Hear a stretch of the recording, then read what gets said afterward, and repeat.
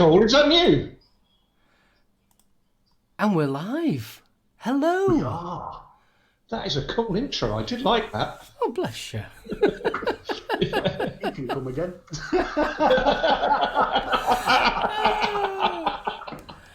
Yes, we are live. It's just gone 2:00. It's Tales of the Ohm episode. What are we on now? Episode 15 now. God. 15. Blimey, it is 15, isn't it? Episode 15. Wow. Well, I'll let you do the introduction then, Steve. Well, good afternoon to everybody in chat. As you can see, he was such a hit last week, we had to get him back. The Pinoy powerhouse. The man of Manila. Man of... In the red corner. all the way from Reigate in Mozambique. Colin Bomber Harris. Sorry, Bomber Harris. Blimey. So, he's back. Say good afternoon, young Ben. Good afternoon, young Ben. Hey, I like him. He does things. How's the batteries, says Bill Richards. They're fine, thank you. I'm not going to live that one down. You are never going to live that one down. I should never have posted it. If you've seen his posts over the week, you've seen that the Philippines has been hit badly. You know, monsoon season, I believe, Ben, isn't it? It certainly is. It certainly is. We're lucky that we haven't had a big typhoon yet, but we're expecting 3 or 4 this month to hit. So that'll be batten down the hatches and hope for the best. And your good lady's been out doing her first aid bit, hasn't she, in helping folks? She has. She's been a very good girl. She only because she got called in. she got a phone call. Come and help. So she shot off to an emergency centre and sorted out a few of the kids and stuff. But as I said earlier, she's lying in bed now with a snotty nose. I think she's caught a bit of lurgy off of someone. Oh, bless her. And I've just kicked her off the internet to give me enough bandwidth, so she's not going to be happy. Dead man walking. Dead man walking, definitely. There's a door just over in that direction, and they're sliding doors with a little latch to lock them. So I'm waiting for her to sort of come and look in here to see if she can get on the internet soon. She can't get in. Well, I mean, for those that saw the Phoenix Vapes picture, there was a great picture of you all dressed up in your whistle and flute. I think you were... Was it your wedding? Yeah, it was my mate's wedding about 18 months ago. Your good lady was absolutely stunning in that picture. The old trout, yeah. You can't call her that. She was... I'm trying to save your life here. You were right. She knows I'm... No, that don't happen. No. Change your glasses. I've had to. Yes, now with built-in fat filter. You two look like Schwarzenegger. Yes. That's the Heath Robinson version, mate. No, that's getting ugly women laid for the last 150 years. Yeah. Trust me, it works for blokes and all. Vicky Murky, sure, yeah. Right, well, I think we've tickled fancies. You've introduced Ben. We haven't introduced my wonderful co-host, SoulOhm. Hey up. Tell me his show. All right. I'm full of snot and bubbles, but this is not a cold. This is blooming hay fever. Honestly, it's had me up all night. I'm absolutely shattered. Yeah. Honestly, I feel like I've just got loads of ants in my nose. So it's like... Ouch. So, yeah. Are you good with antihistamines and stuff? Are you allowed to take those? I'm allowed to take them, but they shoot me bloods up like nobody's business, so I have to be careful. No, fun.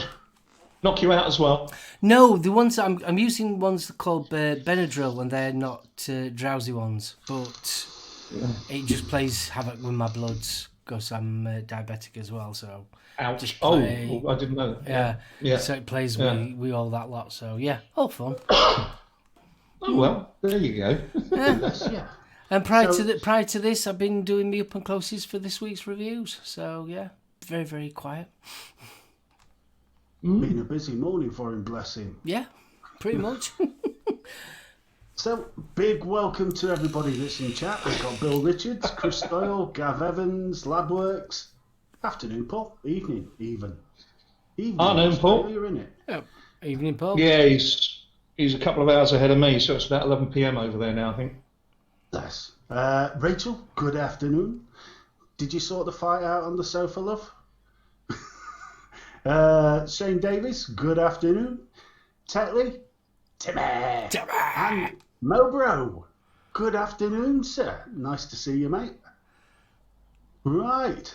So, Mark, do you want to kick off the buffet, sir? Kick off buffet. I'm on that, and that. There you go. Job done. Good un. Buffet. Right, on buffet today. On buffet, I've got my Curling M, which I've just done the up and closely review on. I've got that on my Hex at the present moment, with the gorgeous. I just love this stuff. It's the chestnut cake. Absolutely love that. Beautiful.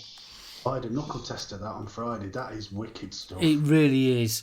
I've got the G100 from Tree of Life mods. Just done the up and closely of that one. Got the NOSP Nano with the bubble glass from Hip Hop Juice on top of there. And finally, but not leastly, I have got the Turren Solo on bottom of the Turren Mech. That's it. That's all I have got. Juice wise, in that one, I've got the Zap Juice Pink Punch with the caffeine in it. Finally done with that one. And in the Turren, I've got Cherry Bait Will from Double Drip. There you go. Jobs are good. And I bet you can't guess what beverage that I'm drinking. Little can of Coke. That's it. That's all I've got. I've got other bits and pieces, as you know. And I've got the V-Zone mouth to lung disposable tank. Trying their new one at the moment as well. So yep. Oh, the Preco one. Yeah. So just started playing around with that, and I started playing around with a pod. Exciting. Another pod. It's excitement. I'm so excited. I'm so excited. It's really exciting. I can hardly hold me water. I know. It's right. Honestly, being a vape reviewer is right exciting at the moment. It's really good. Brilliant. I can tell you is hold on. Let's have a look. To his left. There's a little set of shelves, and on those shelves there's enough toys for him to keep this show going for about 7 hours. Oh, that's behind me. Oh, that's yours, yeah. Mark's is off to his left. Oh, sorry. Right. There's wood ones, there's brass ones, there's plastic ones. It's like Ann Summers. Ooh. It gets you all hot. Just let Tetley, just let you know that I put that blog on my website as well. What are we looking at? We wrote a little ashtray blog. Asked us to write a little piece about a mod that you've had for a really long time and you still use. Right. And Tetley's putting it as well, the actual blog. So and I wrote a little piece as well. It's very good, and it's available on the Tales from the Ohm blog off the website. We've got a link to the Astro, which is a really good blog as well. Yeah, it is. James from Eastwood Direct. So what are you on then, Stevie baby? Right, so thanks to a very kind man, the off next mesh, the conical coils, that's on top of the Soul Keeper. That is nice. I do like that Soul Keeper. Currently set up on 18650 mode. Is the Soul Keeper the one that you can upside down 21? Okay. That's the one. Yeah. Because it's got a standard 510 on, we thought, Mark tried it on Friday and just whacked his tank on with the 18. Right. Was it 18650 or was it the 21? You had the 21 in. So I wasn't as brave as he is, so I chickened out and shoved the 18650 in, and it's producing a lovely vape, I must admit. Yeah, I mean, I put the Kylie on it, didn't I? It was gorgeous. Absolutely gorgeous on there. I mean, didn't you reckon it was pumping out around a sort of 80 watt? I would say it was about 80 watt pumping out. Yeah. Because you get a little bit. You can build your coils to the wattage that you want. Oh yeah. And you just allow for a little bit of sag on the battery and on the actual mod itself, and you can work out pretty close what you're going to get. I mean, to be fair, there's not a lot of sag on it. Not a huge amount of sag on it at all. And it has got a lovely button. Oh yeah, that Ooh,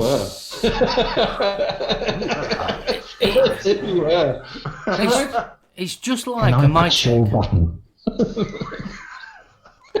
If you're a good boy. I hit that. Okay, buddy. Yeah, it's just like a MyTech switch.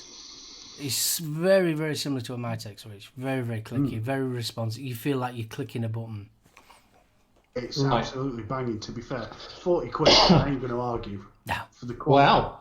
The quality of the build and everything, the threads are nice. There's Right. no horrible grind when you swap the top cap for the end cap and vice versa. Yeah. So, Who's it made by? UL. Oh, okay. Well, they've been known in the past for doing some really good kit, haven't they? So it's only the city watch and stuff that's come up recently that have maybe put a bit of a spanner in the works. I don't know. I mean, I think the watch has got its place, but I was actually thinking of getting one for the old trout for when she goes hiking and stuff. Obviously, in between sort of jump off point and they have regular stops, it's convenient just to have a little one on her wrist to her, and then she keeps her proper. With her. Well, that's what we were talking about, because we were on about it with Chris prior to Thursday's show, and he was on about it. Well, he says, well, you can have one on a lanyard. I says, yeah, but I says, thing is though, I says, places like where I work, you can't have a device on your lanyard if you're working with machinery and things like that. So one on a watch is perfect. Sorry, Labworks is saying hashtag show me your button. That's my button I'm on at the moment. There you go. Hold on. There you go. It's rather a nice little button. It's only a small little button. In that, I've got the horny flavour pineapple, that's good. I still like them bottles. They are nice, aren't they? I mean, nice to look at.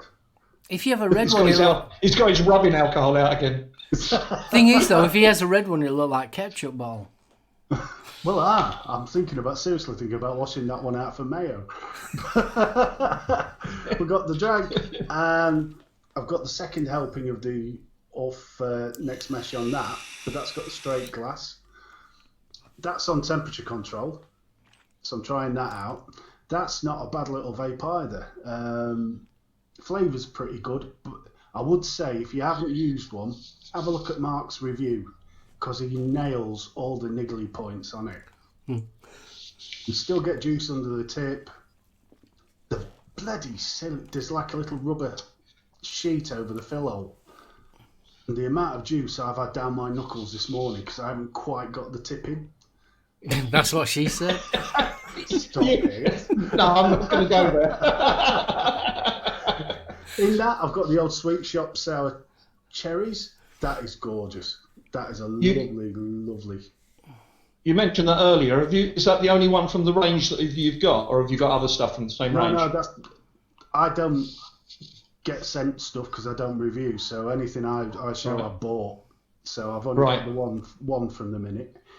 And finally, got the Zeus X on top of the VK Flash. And in that, we've got the Tropic King Maui Mango. That is going down really well as well. So, seeing you went all Heath Robinson, and I don't want your TP catching fire, What have you got to show us, Ben? Right. Same as last week. I can't put this down. That's the Vicious Ant all-in-one squonk. What do they call it? The Club Amiga. I showed you that last week. Still on the Dinessa because I've not used that for months, and I fired it up last week to show you. Oh, Again, I've just fallen back in love with it. Can I see if my Kellogg's cornflake tin will work?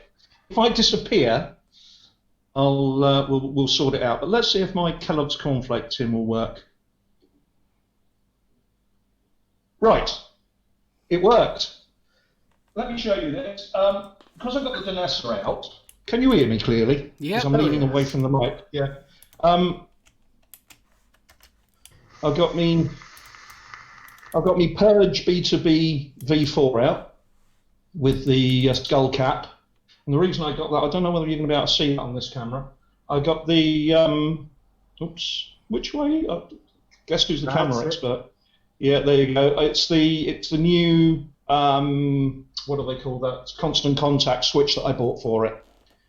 So I've gone from an archy nasty little switch to a full contact, which makes it a little bit heavier, but makes for a better vape experience. Sorry about all the thumbprints and stuff, but I've been using that. So that's me Purge B2B V4. What else have I got here? Okay, this is one that we were talking about, but I don't think I showed it off. Again, something else I can't put down. That's me. Your dot mod. Me dot mod AIO. The little all-in-one, the sort of bit on that you see there. It's like a billet box type rip-off, but it's a lot smaller. I haven't got something I can put it next to show you, but it's quite a small mod. Still nice that though. Yeah, that's the inside. At the top, I don't know whether you can see it. Let's grab that. At the top there, I'm using the conversion for the Nautilus coils. And in fact, a lot of people say how good the dot mod coils are. The new Nautilus, what's it called? The new Nautilus Mesh 0.7 ohm are stunning coils. They are so good. I think they're designed for the is it the what's the pod kit? Is it Nautilus something pod kit? Oh blooming heck! Well, that it's designed for that. Right. Okay. My pod kit, and I've reviewed it. Brain's gone dead. Right. This is a local handmade mod.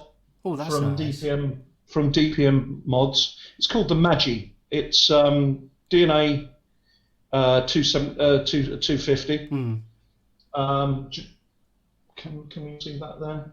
Dual battery, squonk. As you can see, it's a really weird shape. Yeah, but I bet it's comfy though. So I'll show you it if I can swap back cameras. It works. You can see it in my hand there. It's just perfect. I can thumb fire, squonk there. The atomizer on that is the 5A's basic. That comes from just down the road as well. That's a titanium atomizer single coil jolly, proper sort of slammed flavour banger. That's usually in my rotation. So there's that. There we go. Another. Oh Jesus, that's a fingerprint magnet. That's my Spade Mech 21700. That's the version 2 that came out a couple of months ago. That doesn't have the little hole in the back of it. You have to poke the bottle out with. All right. You've got there you go. You've got the skunk bottle there, obviously. Just loosen the. You don't have to take that out. You just loosen the retainer there. Battery pops out, and then that just slides out. It's quite a rather nice little mech that with the new Vicious Ant Apex RDA on top, which is again another single coil banger. That's nice, that. Right, last one for this week. I break one down for you. This is, I think you might have one of these there, Mr. SoulOhm. I've actually broken the whole thing down just to show you how this thing goes together. This is by MCM, if you're familiar with MCM. Mm-hmm. Oh yeah. Probably best known exporter of mods here. I want to show you that deck a little bit later on the other screen, because this is a cheapy little webcam that I've got. But that's a hybrid top cap, which, if I can show you here, that goes on to. I just noticed that me and Steve are looking like meerkats at present moment. Alan. That goes onto a copper sleeve. Hmm. And then over that, you put the. I don't think it's ID Voker in the in chat. He's not now. No, I think he's got one of these as well. It's a very old mod, actually. That goes into that sleeve there. It's called the MCM Mosaic. All right. So you've got so you've got copper all the way through. I'm going to build this and I'll fire it up if I can multitask. And then you've got a little tiny constant contact switch there with silver contacts inside, big nasty silver contacts. There's just a little tiny spring in there with the bottom firing pin. Sorry, the bottom firing switch with an Alton cap, and a constant contact switch. But the most interesting thing I think about this is, considering that this mod's about. Can you still hear me? Because I'm leaning miles away. Yeah, we can hear you. Still hear you, son. Yeah, this mod's what, 4 years old, 5 years old now. Really? You've got a little. Oh, let's try and do this. Oh, fucking hell. You've got a stainless steel cap that goes over the deck to reduce the chamber size. Mm-hmm. Then I don't know whether you can see that. Then the air goes. It's a top airflow. I'll show you later when I'm vaping it. The air goes down through the top there, then down the sides here, and it's a bottom. It's a bottom air feed. Oh, I like bottom that. Airflow. Really condensed chamber, and loads and loads of flavour. And because it's copper all the way through, it hits pretty hard. It's a very, very nice little setup. Cheap as chips these days. Really? It's old. Oh, I'm going to have to look for one of them. I like the idea of that. That tube. Let's hold on. Is that deliberately whipped on one side only for? Yeah, because I wanted to show you that worked. It worked. It worked brilliantly, lad. My cornflakes tin worked. I like that RDA though. What's that RDA again? It's the Mose RDA. Mose. Yeah. Which on one side, so can we? Oh. There we are. Oh, just put your hand behind it, and it should. There you go. There. More to your right a bit. There we go. That's nice. So I've whipped it one side just to show you. That's the airflow under the coil that's coming up underneath the coil, the kidney shape. Yep. And then there's a couple of tiny little juice wells under the legs of the coils. I like the idea of that. Yeah. What size is that? 22 or 24? It's 24. Yeah. Yeah, they do. I'm not sure whether they still do the 24s, but they've certainly got a run of 25s on the go at the moment. That is nice. But, yeah, I'll try and set that up if I can multitask. But that's as I say, it's old. But a lot of those ideas have been used more recently in sort of mainstream kit. And when you're saying that's blooming what, 5 years old, 4 years old? 4 years old. Yeah, that's a good 4 years old. That mark. Blooming. That reduction call is a work of genius. Yes. Yeah. And something that I'll show if I can. Was to my right. It's notched. Oops. Where are we? There you go. It's notched. It's a little notch there. And we thought notching was a relatively new idea.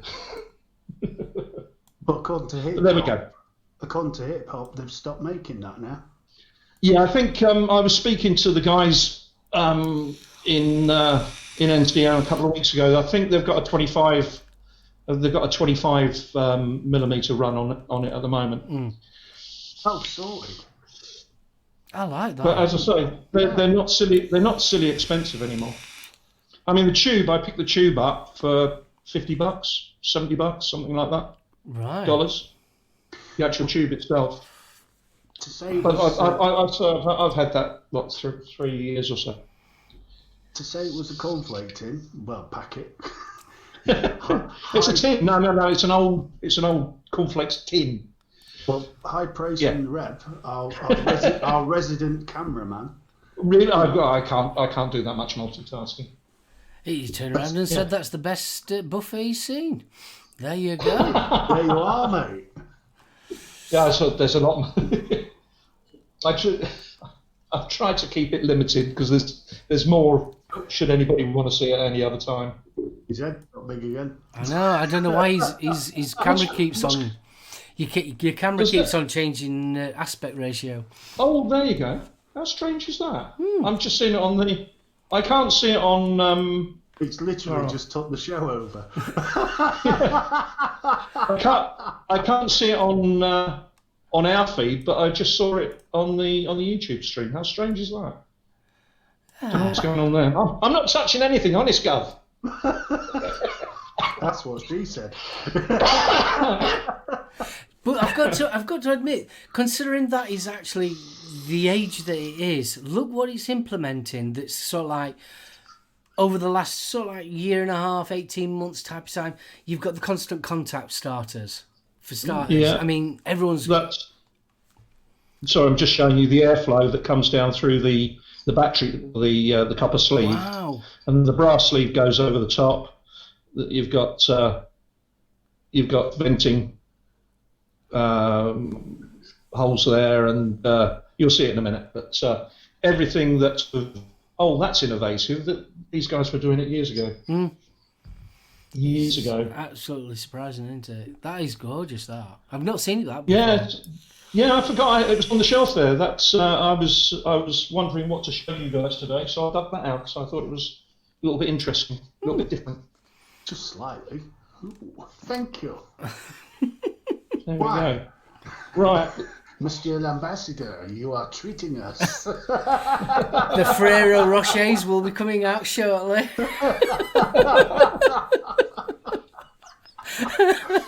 You better share them with your good lady, otherwise you are in bother. She don't like chocolate. I'm really, really lucky. She don't like chocolate. How'd you pull that one off? Mine would kill you for half a Kit Kat. No.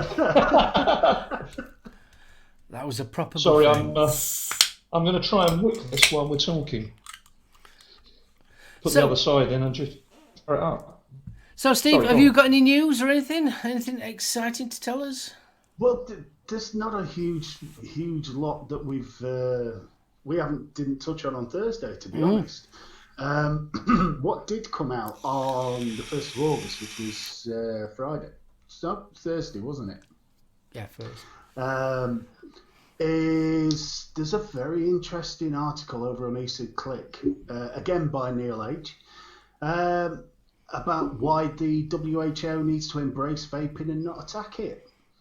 So he brings to light the might of the FDA and the World Health Organization combining calls to ban or over-regulate e-cigs out of existence. But a new study shows that all this is going to do is return current vapors back to smoking, which we've been saying for a while.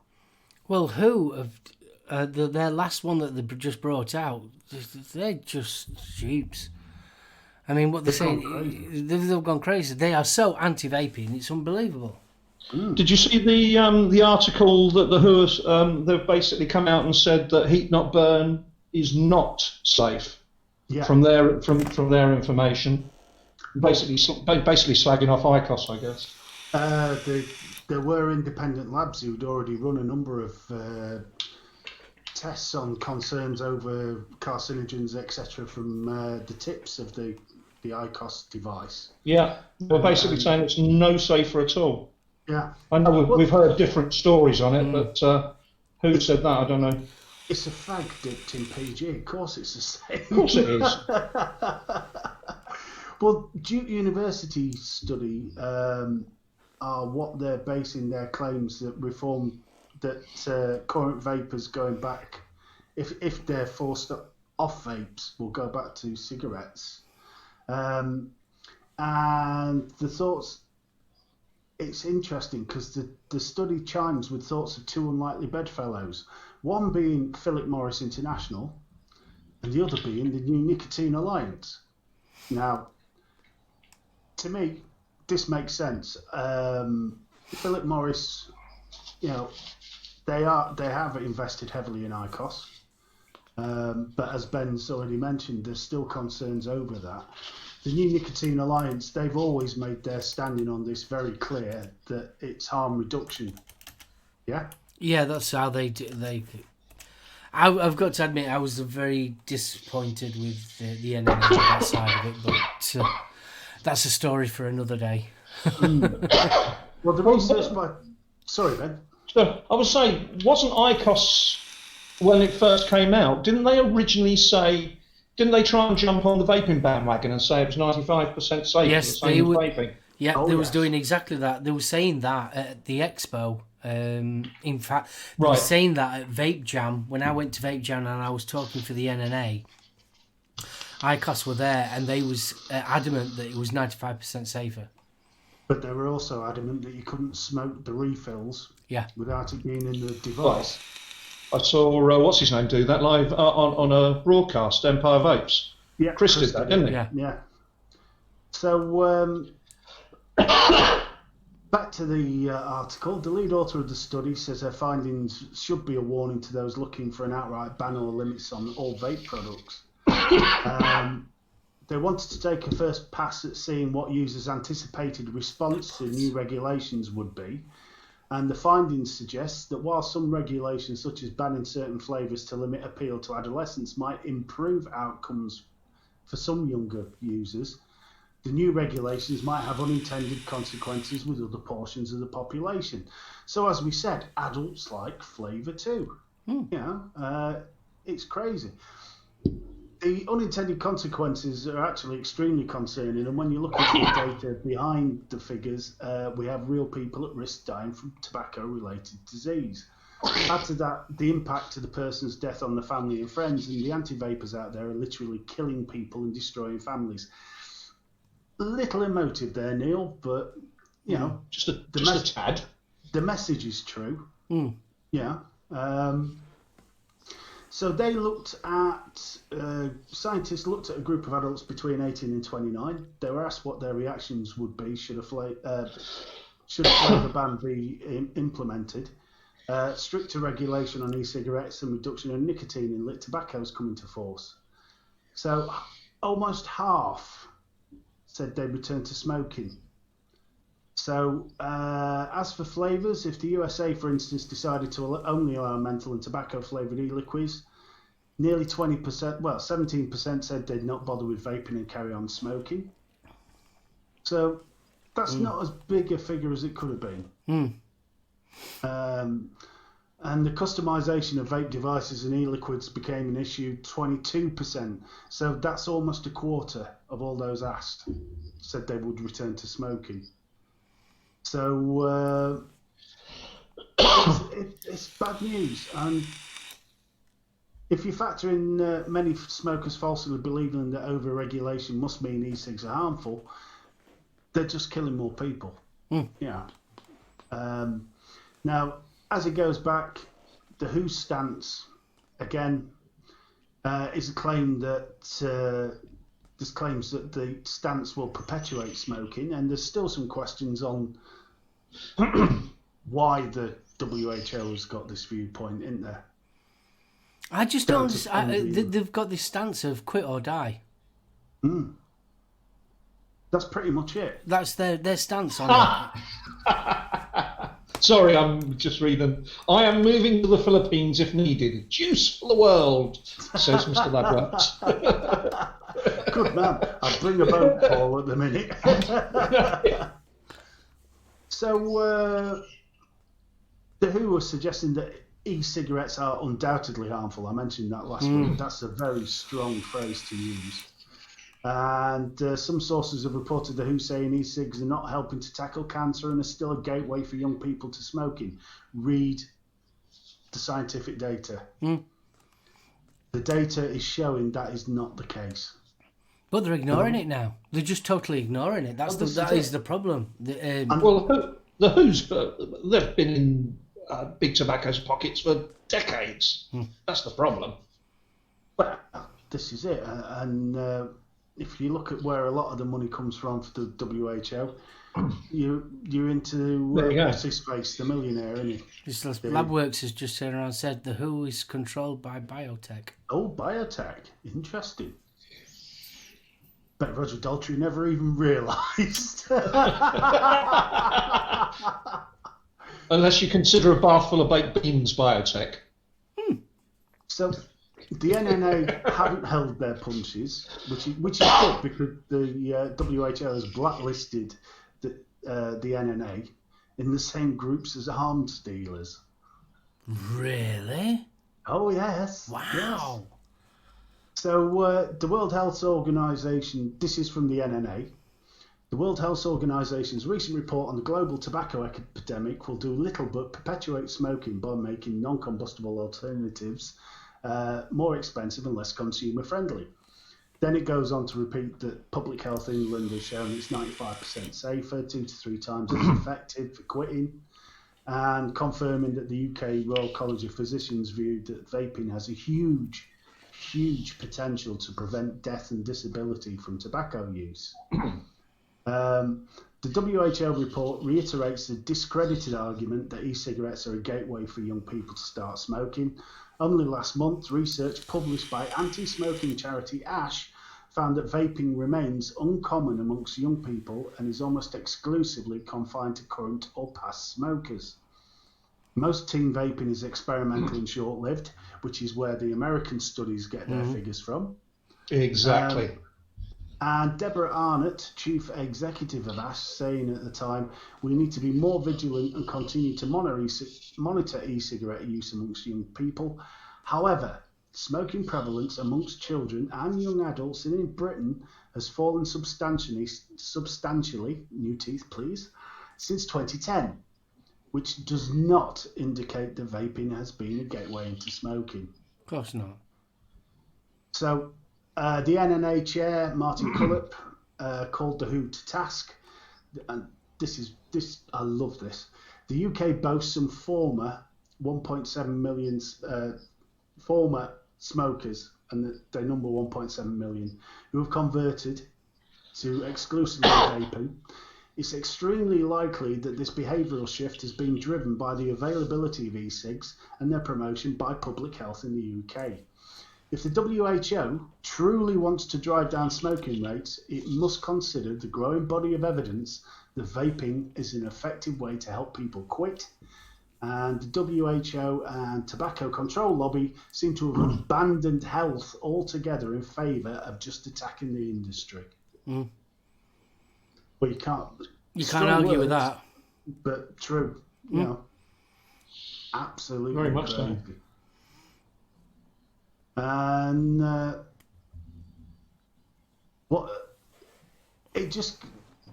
final part of it is this article's more about the WHO won't talk to big tobacco. He's I'll get him. It's getting all fancy again. It is rather nice. That is nice. It is. I like the way that the, sorry, I'm interrupting you. I was just going to flick it on there. The top airflow there, as I showed you, goes down the side of that chamber and underneath, matches the venting at the bottom. I can't zoom this camera because it's a cheap, shitty little camera that I nicked off my son. But, yeah, anyway, there you go. No, it's nice. Nice bit. There you go. And it just goes on to mention that the WHO's latest report is targeting Philip Morris's Inc. in particular, its Unsmoke campaign. So the article is merely a clever PR ploy to get folks smoking. Time will tell, whether it is or not. But Dr. Moira Gilchrist, Vice President of Strategic and Scientific Communications at Philip Morris International, says the WHO is failing the 1 billion men and women around the world that continue to smoke by continuing to ignore the science behind better alternatives to cigarettes. There's no question that scientifically substantiated smoke-free alternatives are better than cigarettes.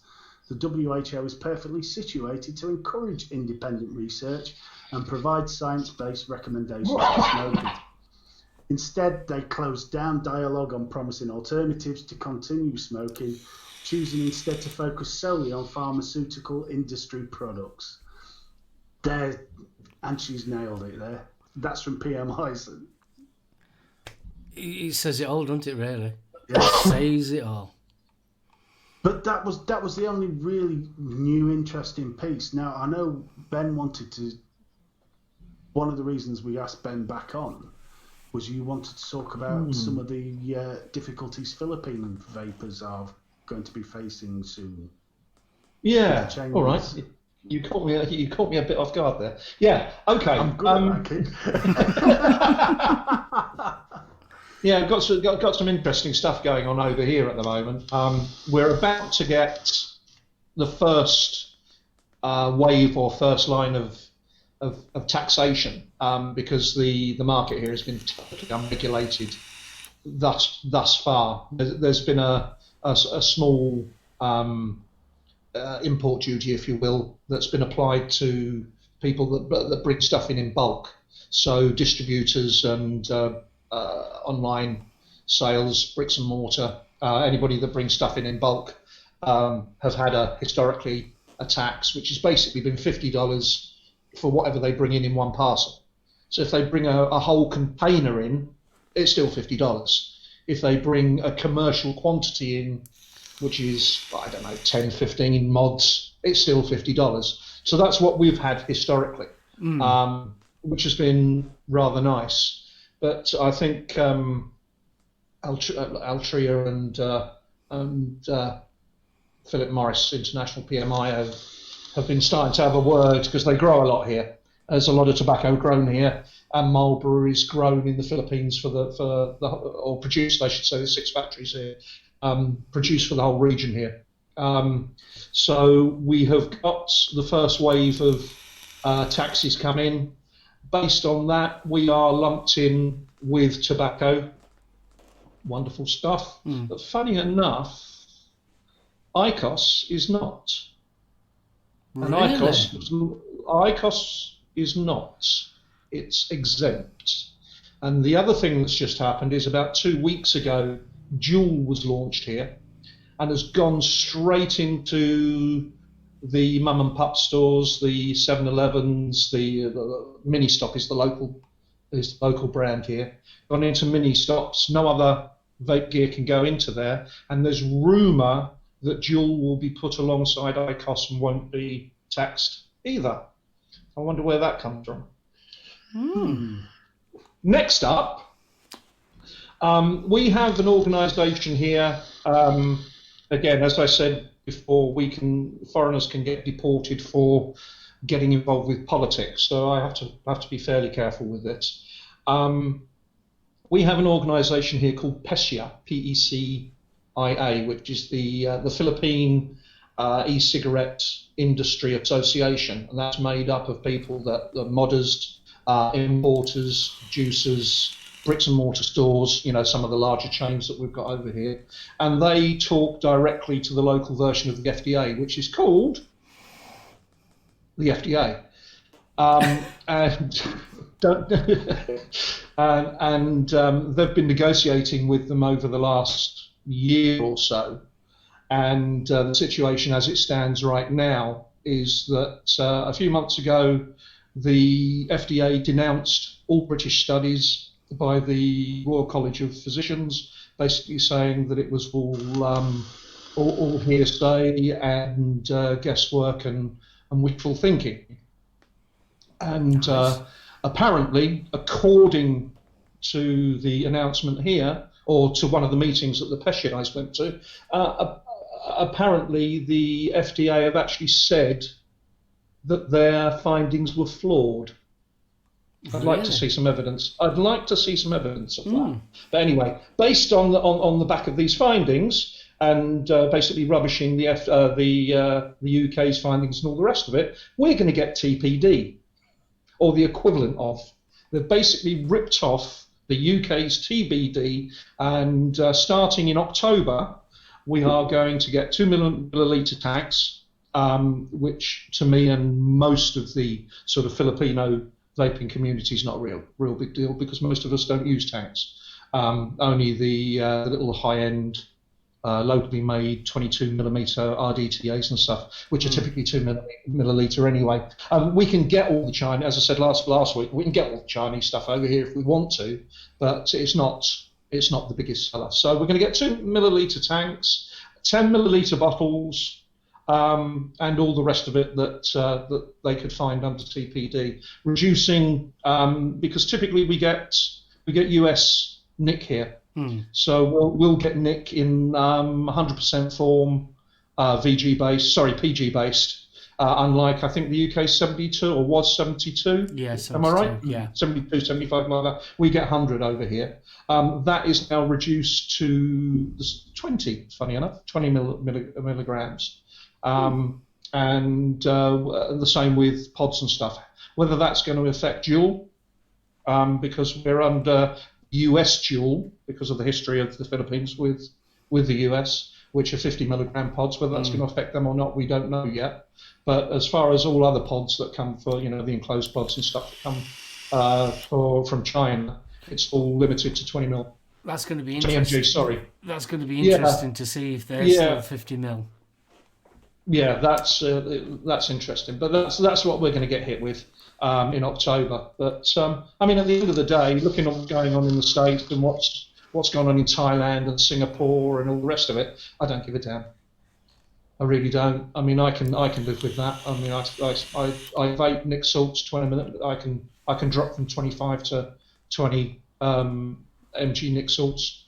That's not going to be the end of anything for me. I mean, especially if you 6 milligram. If you've got a culture that's sort of like dripping anyway, you'll only be maximum 6 mil anyway. Sure. Yeah. I mean, there are some people that use 6, 9, and 12, but typically it's 3 and 6. Yeah. That's what you'll find most of the time. I think the only thing that you'll notice is the annoyance of the 10 mil bottle, like we did. Yeah, well, I've spoken. Sorry, go on. What I was going to say is, are you going to implement the short fills like we have? So you have the nicotine separate. I've actually mentioned that to a couple of juice makers that I know, and they've sort of gone, oh, they've raised their eyebrows, because other than what goes on in the news as far as positive vaping in the UK is concerned, the Philippines, because of its history, tends to look towards America. So things like short fills and bottle shots and stuff like that aren't really understood or known here. So I've mentioned to a couple of people that I know, well, how's this going to work? So they'll end up going to Pesha, and Pesha will see if that will be allowed to be done. We could see the same. We could see the same thing here. That's what I'm thinking already. Yeah. When you are regulated like that way, how is it strict enforcement there, or is it very lax? Manpower's not available. That's what I was thinking. So this thing's going to go. Yeah, we're a third world country. We're not a fourth world country because that's not been invented yet. So that's the way we'll stay. But what will happen is that, and when it's initially, it's like anywhere in the world, when you have new regulations come in on anything, the people that are responsible for regulating it will come down hard. So what we'll see is we will see B&Ms being visited. We will see juice labs being visited, etc., etc. But I think the way this place works, what I think they're more interested in will be all the licensing that's involved, the money that comes from the licensing. Yeah. You will now have to have a license to produce juice. You will have to have a license to produce hardware. You will have to have a license to open a BM store. You will have to have a license to import and export, etc., etc., because it has been totally unregulated previously. Which and I think they'll be more interested in that income than and the other stuff. let's be fair. To be fair, that is kind of a good thing anyway, because then obviously you're not getting your bathtub builders and things like that. So exactly, and there's a lot of that here. And I think we'll start seeing that. People like myself won't touch it, and there is a level of people that just won't touch that. But there are a lot of younger vapers without the disposable income that are quite happy to pay $2 for 60 ml of bathtub juice. So it kind of is a good thing as well. So. Oh yeah, that's obviously with anything new, anything that changes, there's been a lot of negativity towards it. I've been trying to say to people that I know, this is positive. Number one, we're not getting banned. I think Mr. Hodgson tried to throw that out a few weeks ago, and I told him bollocks. A few weeks ago that there was rumour. I saw an article that he pointed me to. That there was rumour about banning it here, but there's too many people employed here. There's too many people employed to lose that workforce to ban it. And of course, the government's giving up potential income, which they've just created, and they'll generate out of that, and hopefully they'll leave us alone for a little while. But technically, it's still illegal to vape in public, isn't it? No, you can only vape in designated areas, and there are designated areas for smoking, because we are the same as smoking. There are designated areas everywhere. Areas in pubs, areas in restaurants, clubs, blah blah blah. So it's pretty much sort of walking down the street. Most offices have got banning on the work floor, but they will have a back stairwell or somewhere where you can go and have a quick fag or a quick vape. So it's not a big deal in that respect. I was just going through to check and see because you still get these lists on where you can vape on holiday and all the rest of it, and they're still showing the Philippines as a. Technically, we had. I think I said last week. One of the reasons that I took up vaping is because the government issued a complete non-smoking, a blanket ban throughout the Philippines of no smoking in 2016, and that's one of the reasons I gave up the cigarettes then, because of that. But you can go and stand at any bus stop, outside any supermarket, and there'll be hundreds of fag butts on the floor and people there having a quick ciggy. Even the police, they'll say, just go, not the police, the security of the malls and stuff, just go down the corner there, you'll be all right. So technically, whilst it's in place, it's not ignored, but it's flexible. Let's say it's flexible. It's just a case of being sensitive to non-vapors and stuff like that, Do you know what makes me chuckle? And probably throw something really strange in the works. You've got a country like yourself, a country like ourselves. They're more interested in vaping and cigarettes and all that lot, where you've got this massive big plume of smog over the top of you. Oh, that's what next thing I was going to bring up. We don't have an MOT over here, so you've got public transport, buses, jeepneys. If you've heard of what a jeepney is. Yeah, the old Second World War jeeps that have had extended frames with no suspension put on as like minibuses. These things have been on the road literally since the Second World War and have never been tested or regulated. And these are, any street has got hundreds of thousands of cars travelling down it, just puffing out all of this all the carcinogenic pollution, and nobody says anything about that. Yeah. It's just crazy world we live in. I read it was quite a long time ago now. I think it was the late 90s, probably 20 years ago.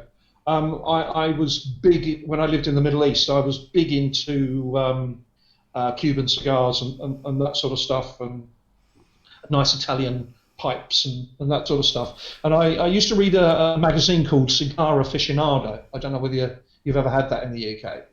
And there was an article in there by the US Surgeon General at the time, who was a big cigar fan as well.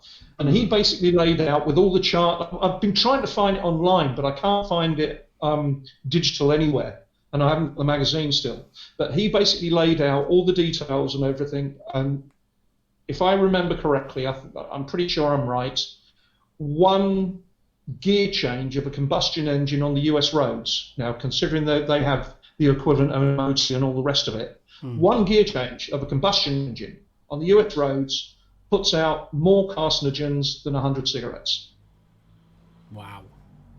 That was all right. Things have probably got a little bit better in the last 20 years, but not a stupid amount better.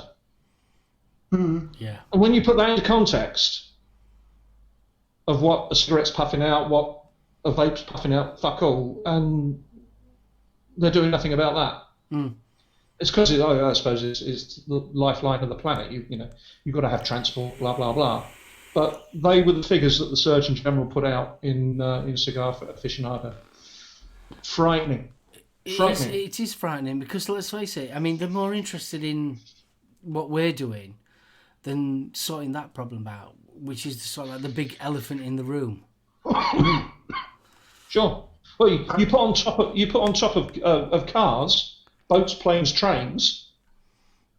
What they're chucking into the atmosphere as well. We're nothing. We're zero. Tiny little bit. And then you get you got me going now. Oh, you got me started.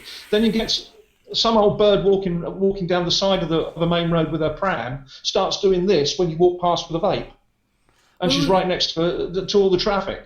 It was like when I mentioned it. I can't remember if it was on the home service or it was last at Summer Vapes. Literally, where we are in Doncaster, we've got a bus station. Right. In the bus station, it's all undercover.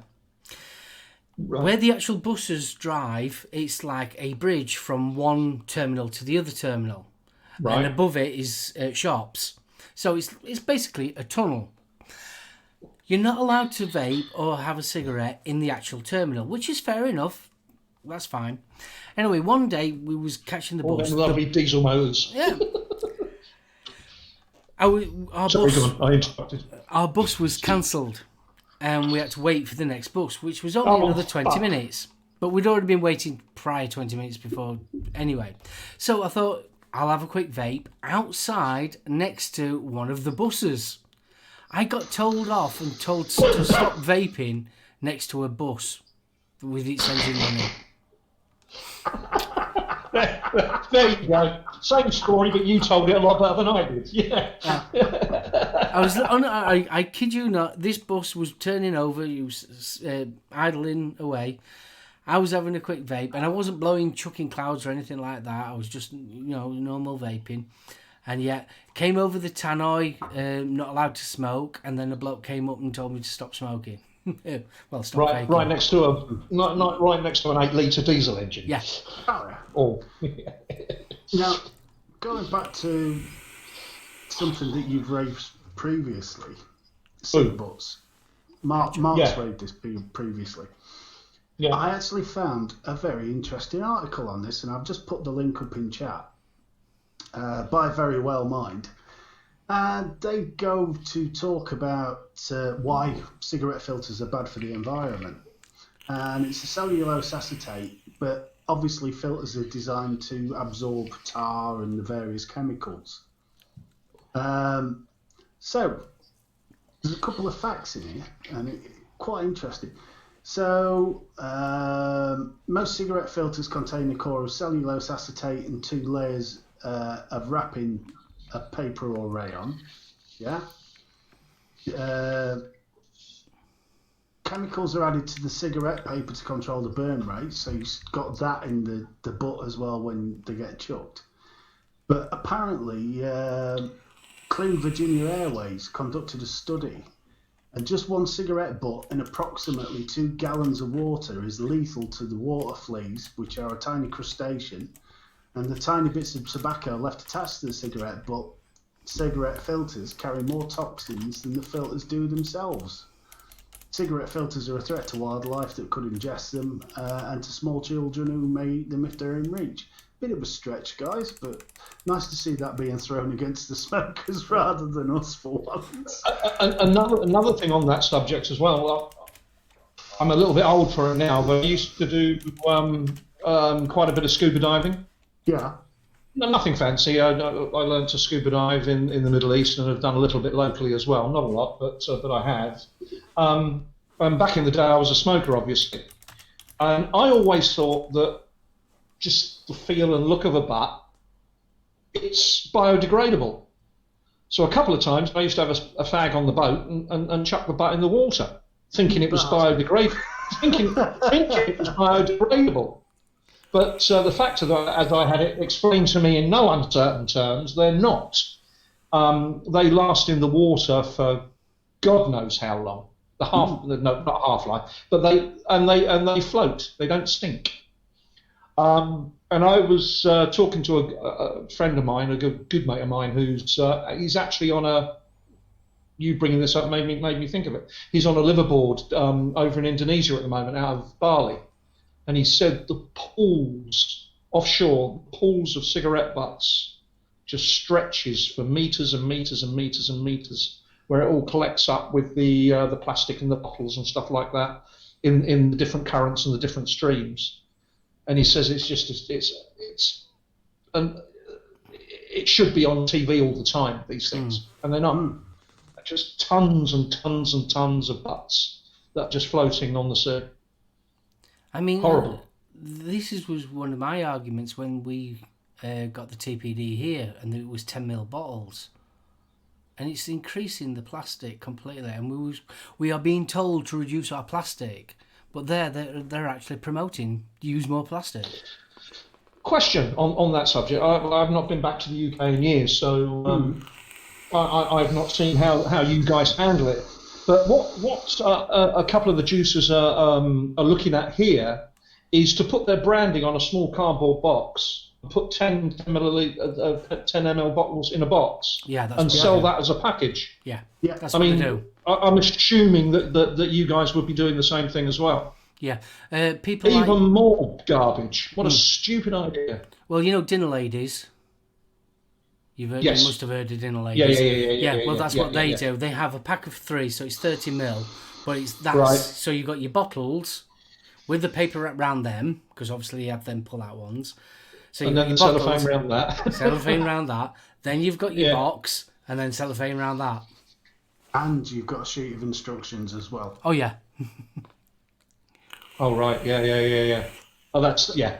I'm assuming they're going to do the same thing over here. Yeah. The thing that makes me laugh, though, is the food industry have just started going back to you bring your own packages, yeah? So you can bring a plastic box to some places. They will weigh the plastic box. They put a sticker on it. And as long as this container's clean, you can put whatever in it, yeah? So why aren't we doing that with vaping? Why aren't we giving glass bottles, or bottles that you can reuse, that are dishwasher safe, you can put through the dishwasher, clean them, then take them back to the vape shop and get them to fill it. Good idea. Little pump action. Yeah. There you go. Put the lotion in the basket. You have to get it in. I would assume the cost of the glass. But surely the cost of the glass is cheaper. You know, you paid that little bit extra for your first one, but your refills are going to be cheaper, aren't they? Yeah, okay. To me, that just seems to make far more environmental sense. And I do like the little drippy bottles as well. They made those they stopped making those or stopped using them just recently, a couple of years ago, I suppose. I know there's one or two juices you can still get in those Ours bottles. literally stopped in this country when TPD came in and 10 mil bottles came. Right. And prior to that, we used to get them all the time. We used to get these lovely little things. I love them. Now, Paul's just said it can't be done under filling laws, so I'm wondering if it's something to do with contamination then, but surely there's got to be a way around it. You'd think so. Let's go. Yeah. Yeah, I was going to say some thought needs to be put into it because it's just going to be. All right.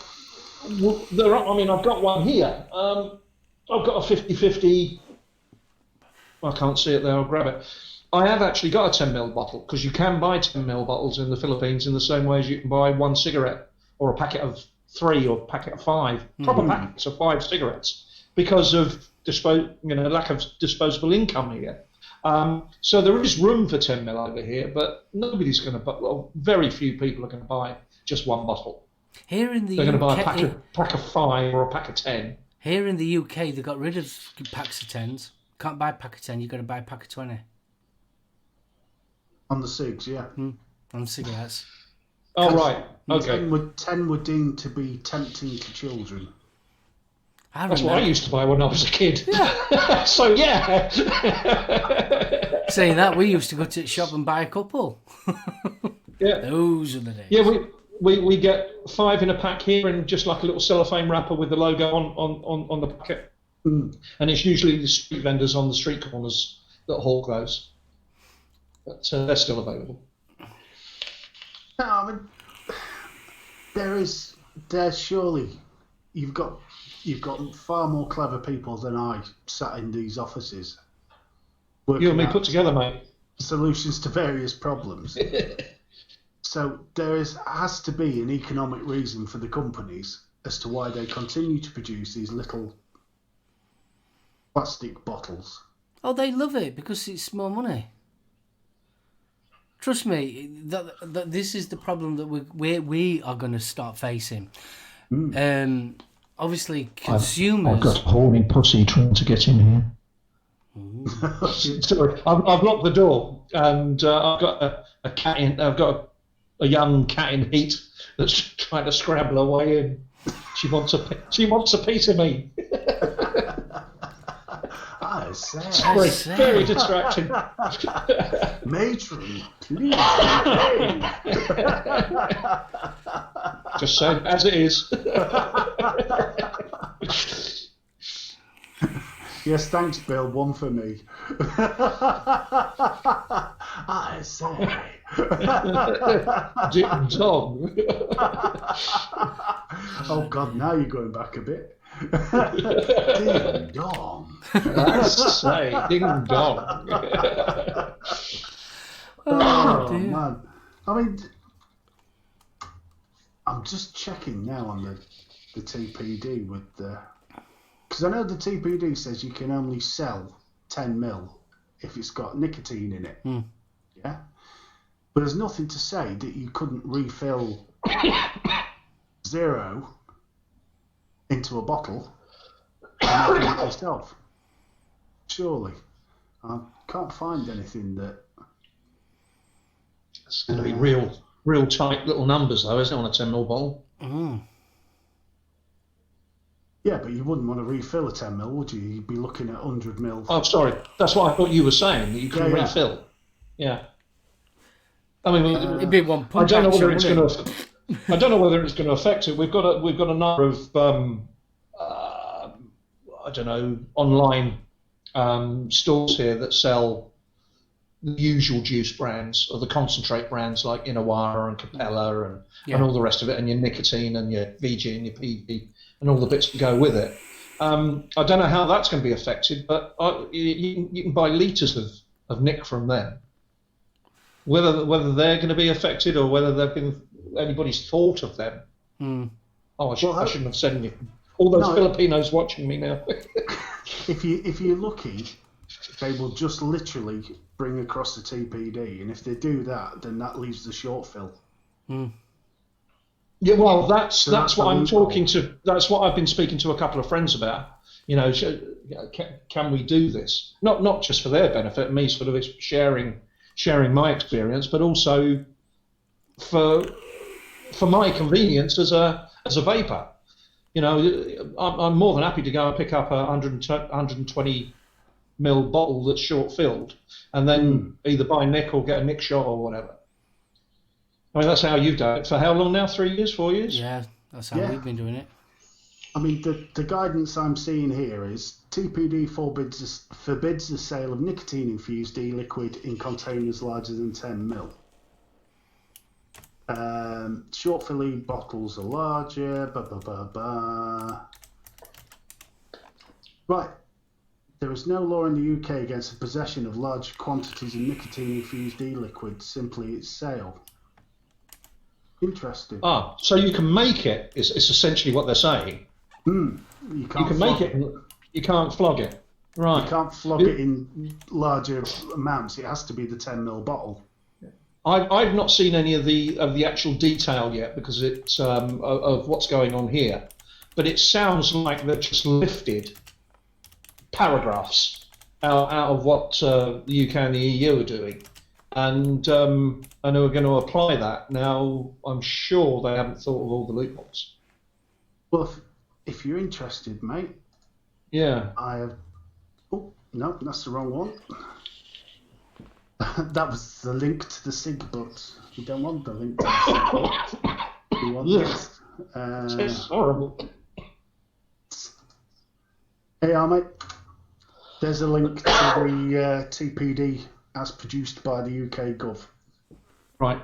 So that's the UK version. The European version, obviously, the TPD is a framework.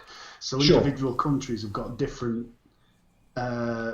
ways of implementing it. If you look at France and Germany, they're very different to ours. Yeah, right. I mean, Germany were a lot better, weren't they? Oh, yeah. Germany weren't daft. I will vape what I want. And I will have the size of the tank I want as well. I want big tank. Now there is my steel cable. Yeah. I don't know if I'm sure everybody's seen the Brunhild. That was is it Brunhild? It is. Yeah, Brunhild dealer. Yeah. That is one hell of a tank. Yeah, but it's nice looking though. To be fair, considering how big it is. Yeah, I don't like it. All the fancy metalwork and stuff. I want it in plain and simple. But though, I mean, that cable wicking was going proper old school, wasn't it? Oh, too right. Oh yeah. I mean, that's going back to your Genesis style, isn't it? Really. Well, what a great idea! Use that to draw the liquid up, and then have that hit your wicking. Yeah. So. I knew Paul was going to come up with this one. He's got a 400-page document on the manufacture of liquids and packaging. No, that's bang on. I mean, I'm looking this at TPD and asking these questions as an interested party, but in no way do I have sort of technical detail on it. We know the basics. Yeah, I'm asking the questions that the man in the street's likely to ask. Yeah. Most of them won't ask anything anyway. All they're going to ask is, where do I get my pod from? Oh, don't. I'd like to know. I mean, I've seen it being spoken about on these on the show, on the YouTube shows all the time about percentage of people that, I mean, what's it, 80%, something like that, of the market in the US is dual. I think I heard spoken about. I think it's 70-something, isn't it? Is it? But I'd love to know in Europe, in the UK, whatever, how many vapors have no idea about what's going on YouTube or reviews of mods and juices and gear, and just simply go into a store and pick up a pod. I mean, that culture doesn't really exist here yet. People are going pod crazy here right now, because I mentioned it last week, because of the cost. Yeah.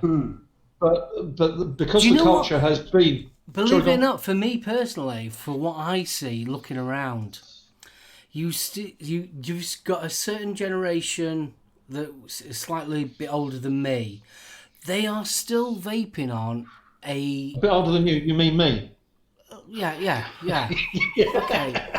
It's hard to be polite, isn't it? It's hard to be polite. You know, there's a certain generation, and they sort of like are still on the ego style pens round here. Yeah, you still see a few of those here. Not many. Well, you we do see a lot. see them. We see a lot.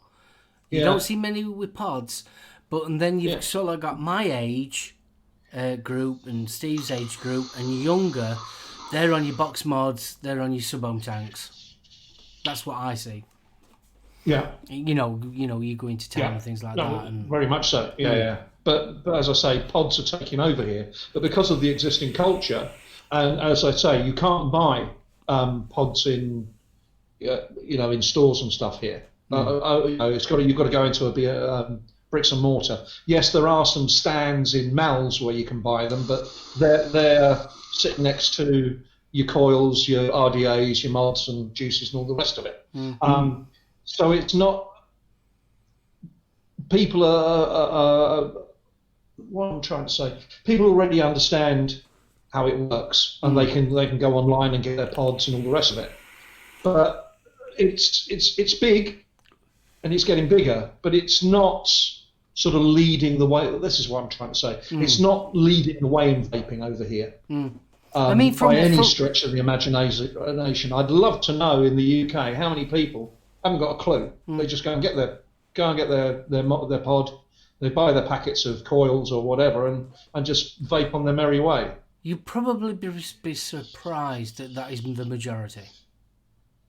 It isn't. It is the majority. Oh, yeah, I would assume so. But I've just not seen any figures to suggest how many people vape in that style. Now, I can only show you, this is data from 2018,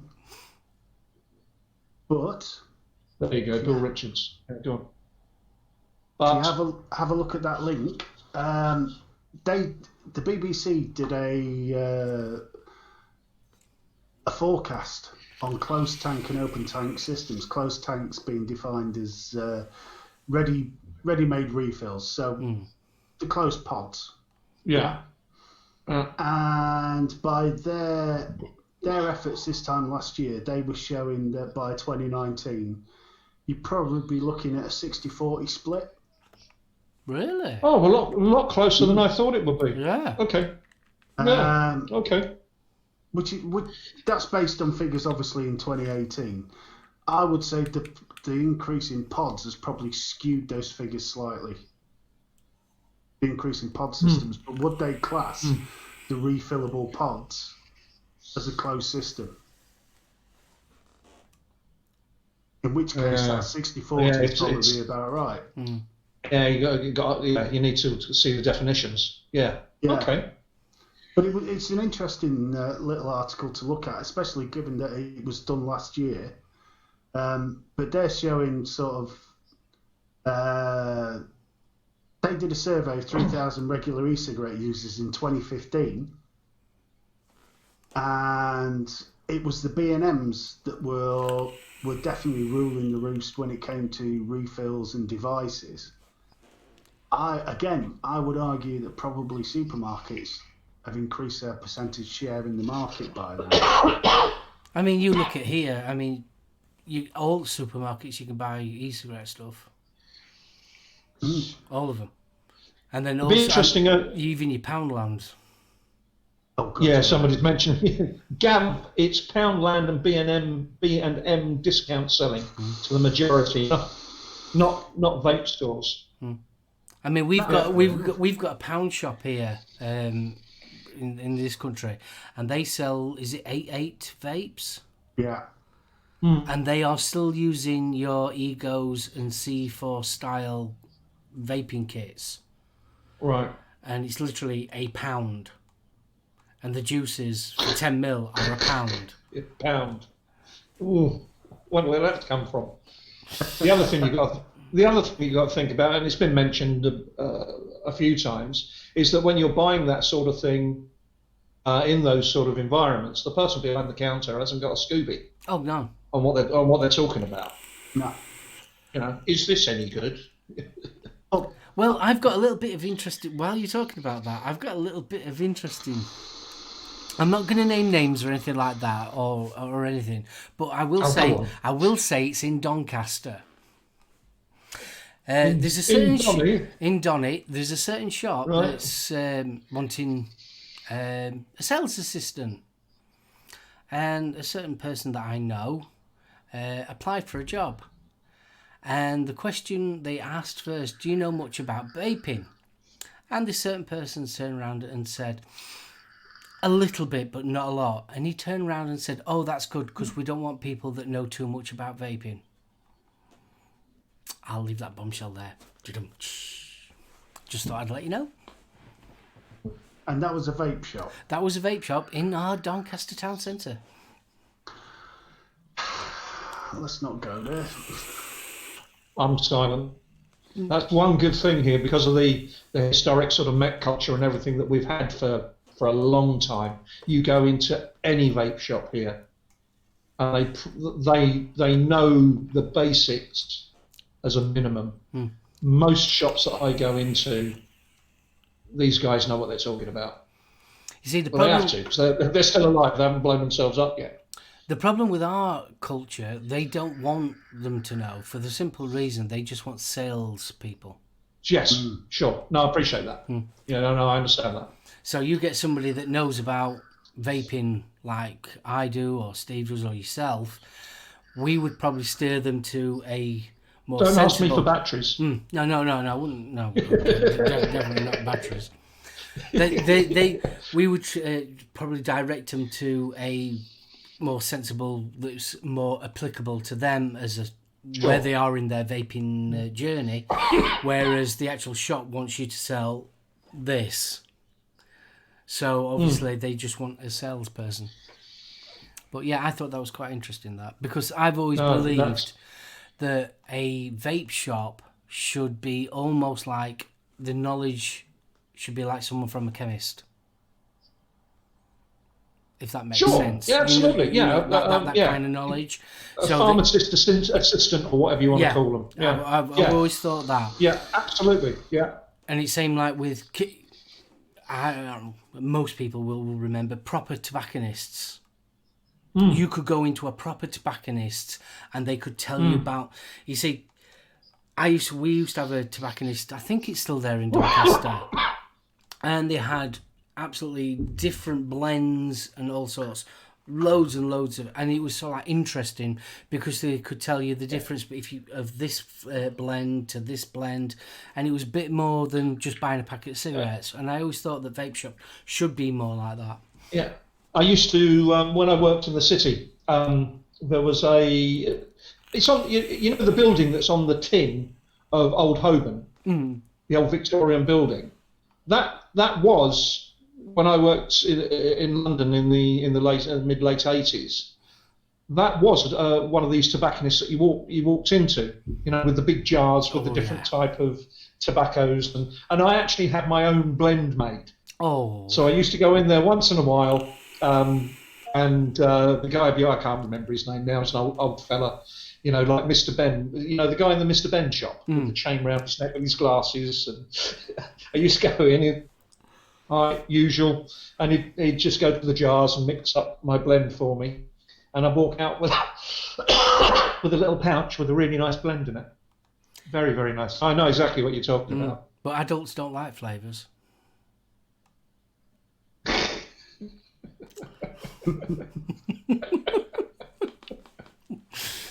just like put that one in there.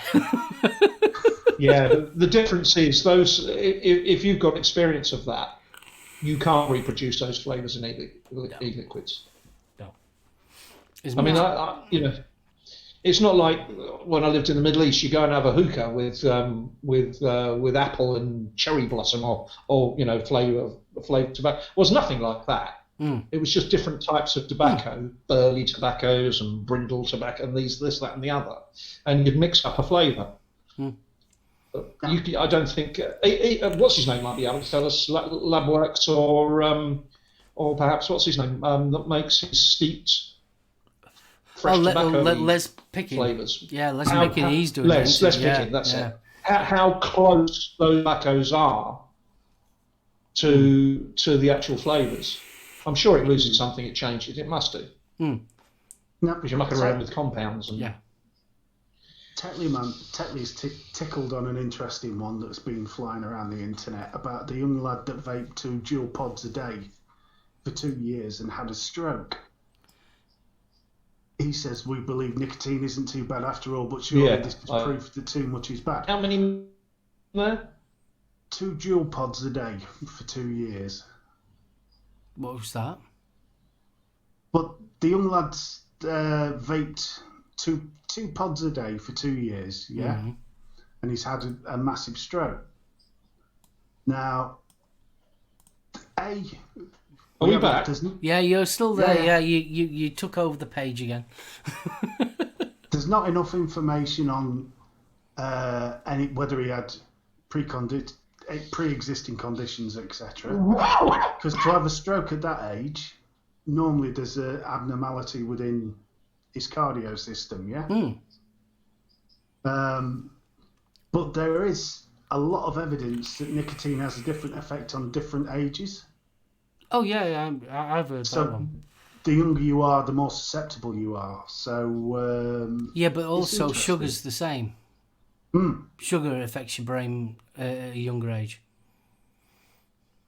So, I'm wondering whether this is more to do with the raft of legal cases that are currently flying around America, or whether this is sort of fact. Now, the family want to press legal charges. Yeah, I saw that. There must be some sturdy ground for it. I don't think there is. Because if you look at it, there's plenty of families that are pressing for the case that their teenager is hooked on nicotine because of Juul.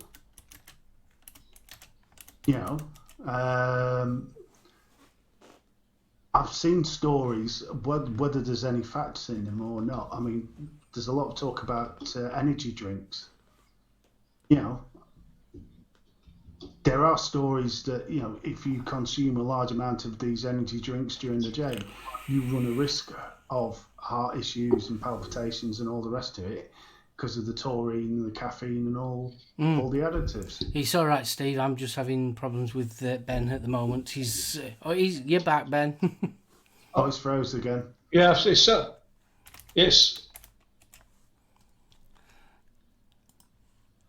yeah, I'm settled down now. Yeah, you're on red light, but you're all right. We can hear you. Right. Yeah. One of the kids is awake, Ben, I think. He's snuck onto it today.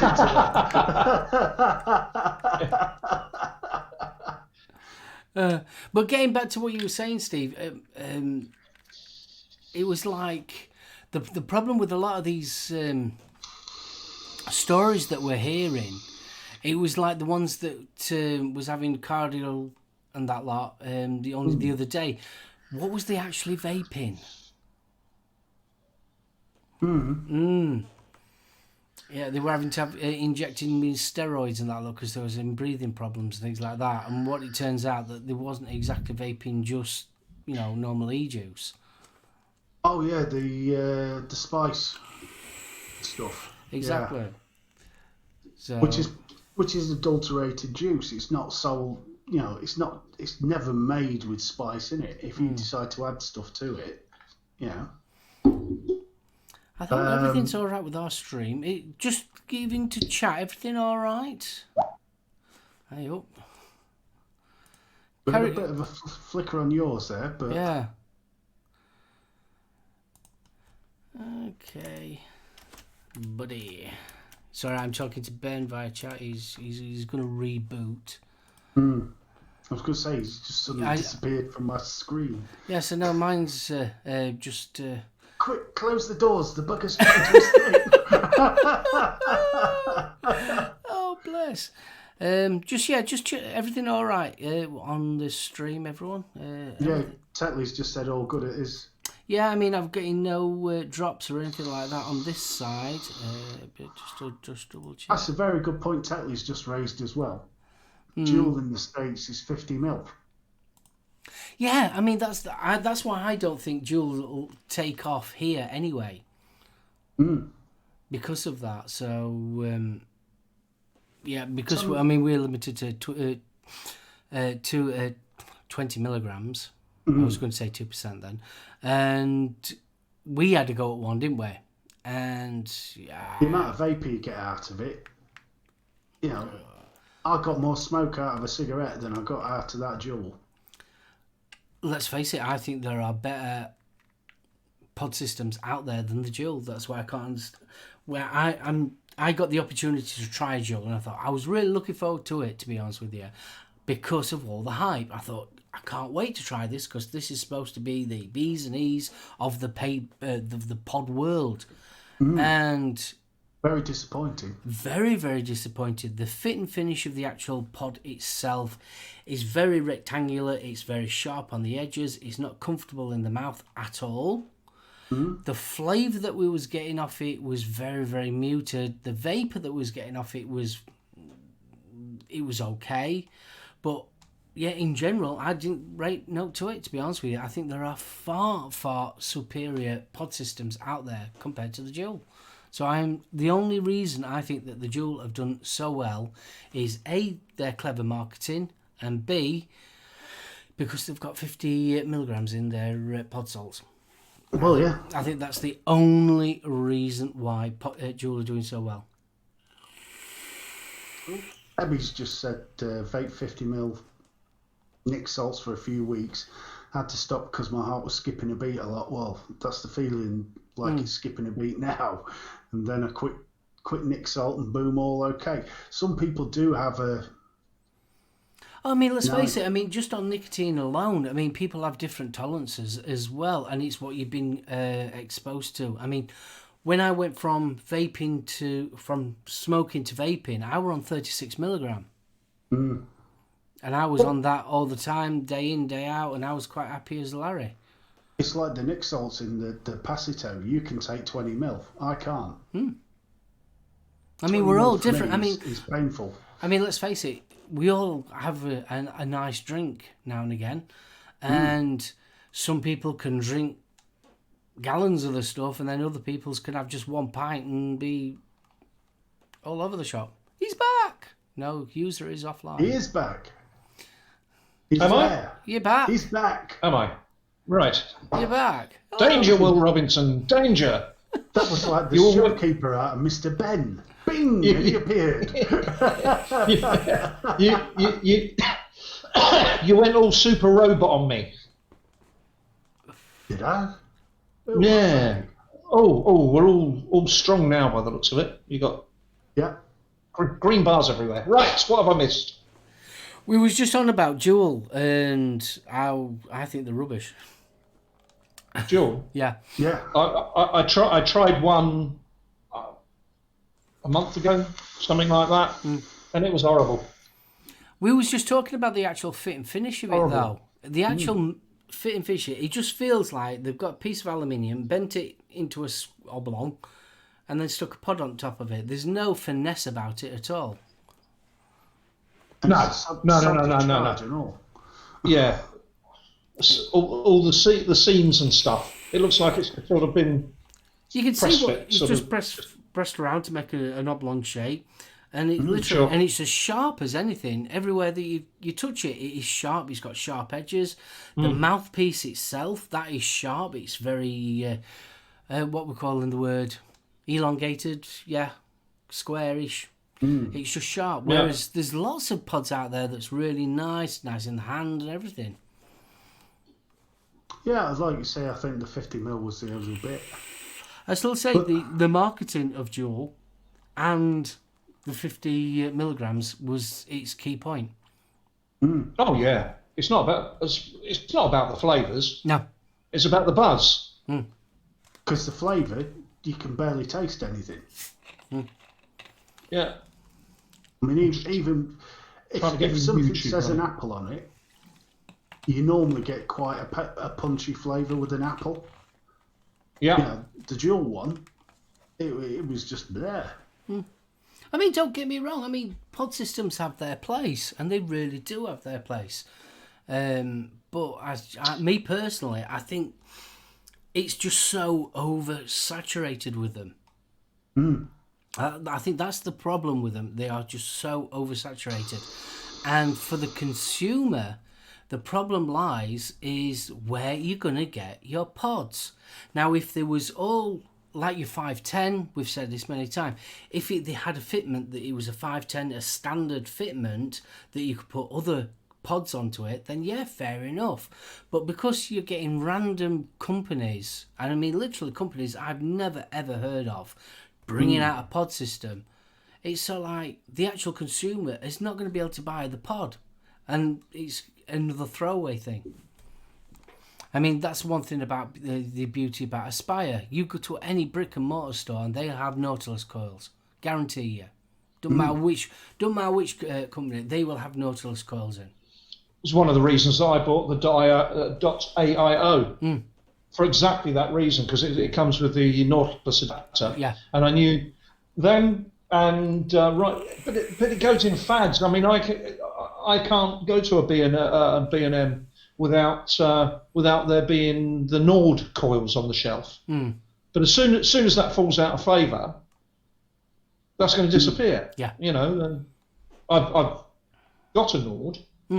But whoops, all my screens all screwed up. Oh, gone wide angle there, and there we go. Right, I'm back.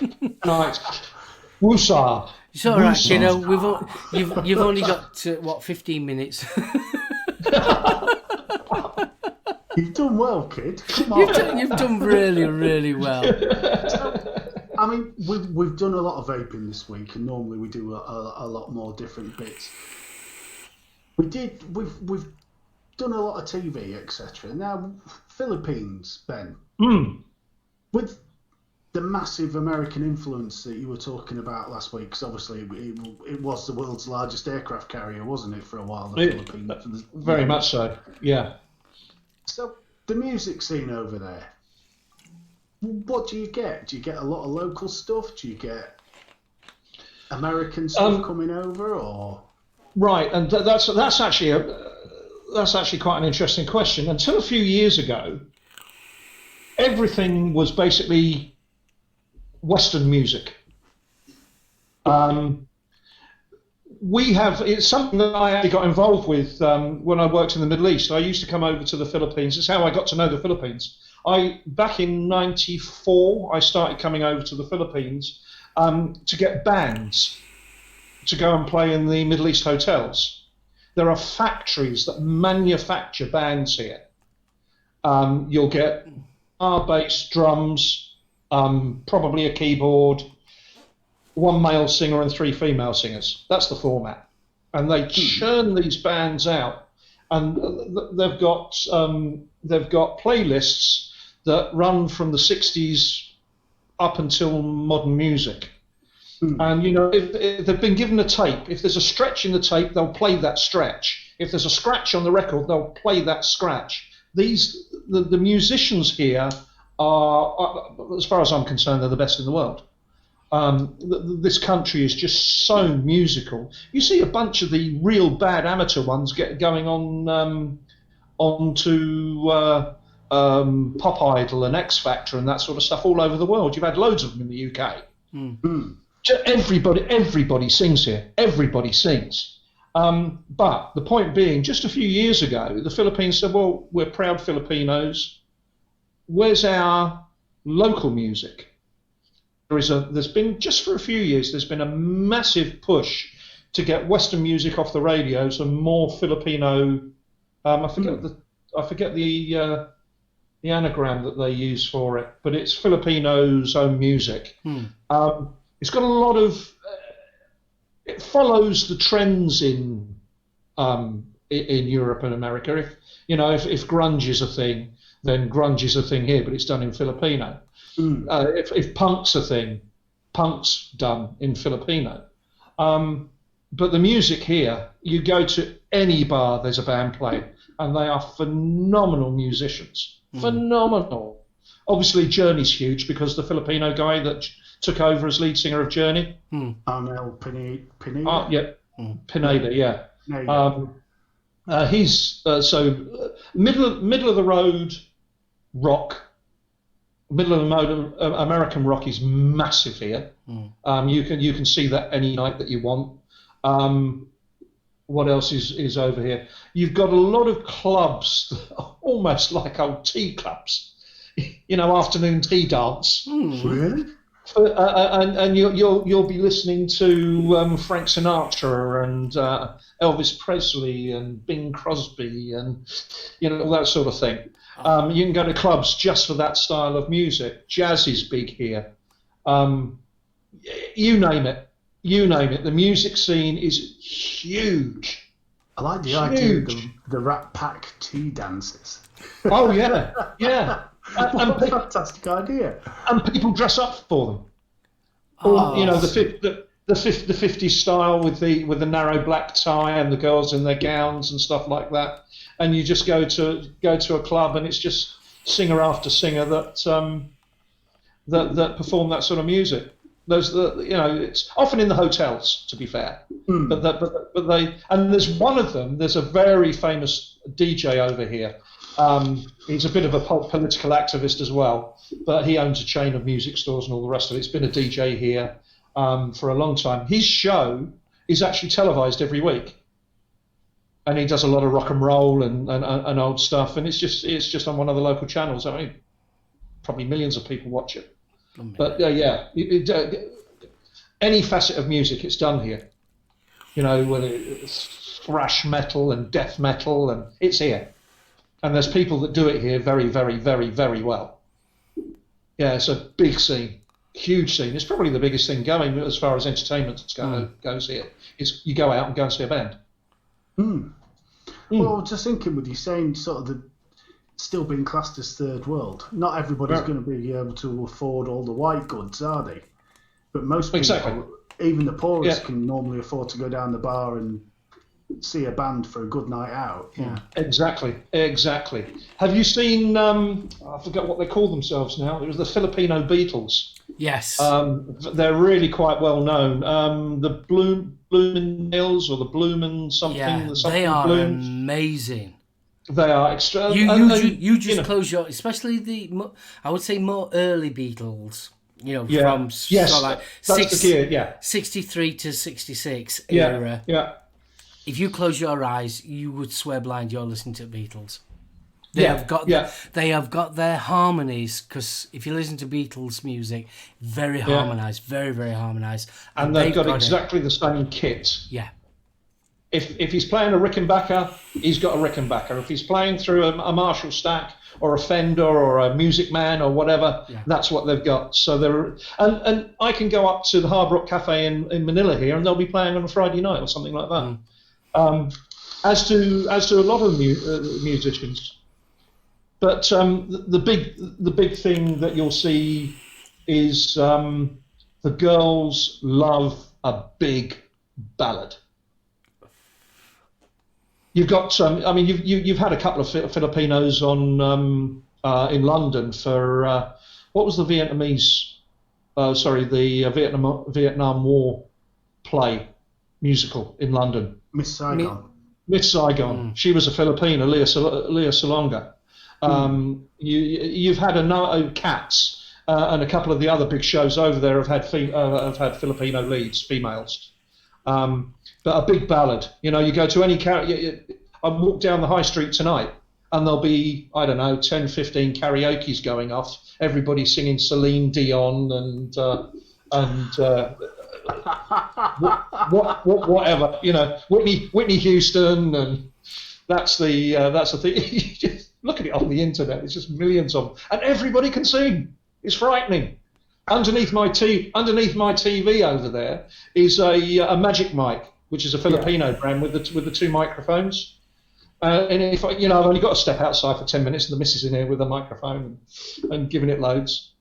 Awesome. But music's huge here, huge, and musicianship is phenomenal. You go on the internet and look for there's a 10-year-old playing Guns N' Roses, absolutely no perfect,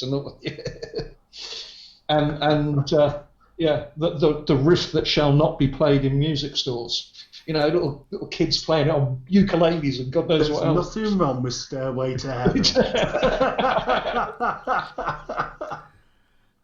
Mind, it's more likely to be the immigrant song these days, isn't it? So.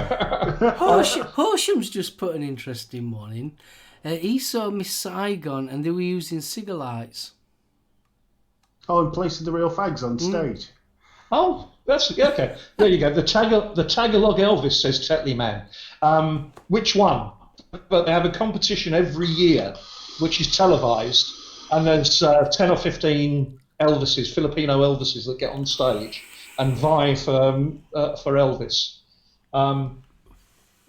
Yeah, it's a thing here. But there's one because it's caused more shootings and stabbings and violence than any other song. It's like you have the Stairway to Heaven riff that you can't play on a guitar in a guitar store. You cannot sing it. You cannot sing My Way at a karaoke. Ooh. Google it. That's my tune. My way Philippines. It's caused so much trouble that there are signs up. No My Way. Like it's no Stairway to Heaven. No My Way. Wow. There's two songs I will slaughter on karaoke.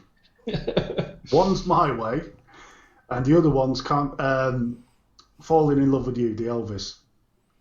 Eyes men. So yeah, I haven't got a note in my head. I play a bit of guitar and a bit of ukulele, but I haven't got a note in my head.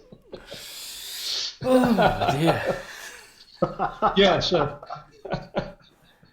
Oh, and the green grass of home. I can do that one when I'm really pissed. But A bit of Tom Jones. Bit of Tom Jones. You play like you're in the valley. Sweet Caroline, if I'm forced. Because everybody, do you know everybody joins in and can't hear you. Well, you know my musical past. I have never done a karaoke. And you? No, refuse point blank. Yeah. I've done 2 or 3 when I'm pissed, but no, I can't sing. I choose not to sing and avoid it at every opportunity. Oh, neither can I. I mean, I carry a tune in a colander, I'm telling you, mate. So.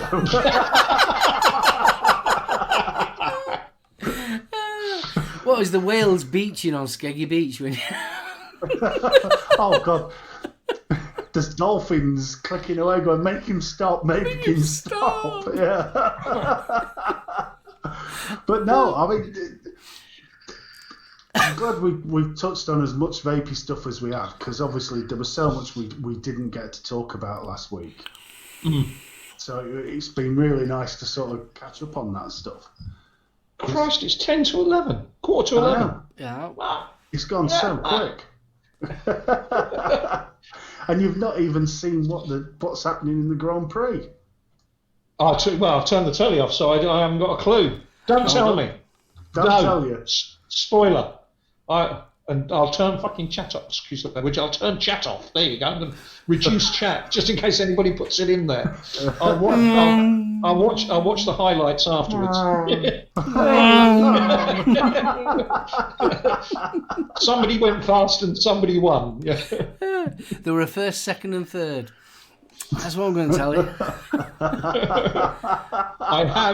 I've literally reduced. I've shrunk chat. I'm not going to look at it just in case somebody spoils it for me. And Joe does Ring of Fire.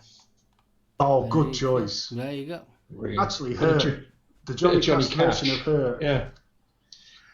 If you've got the voice for it, that sounds awesome on karaoke. But, karaoke. Yeah.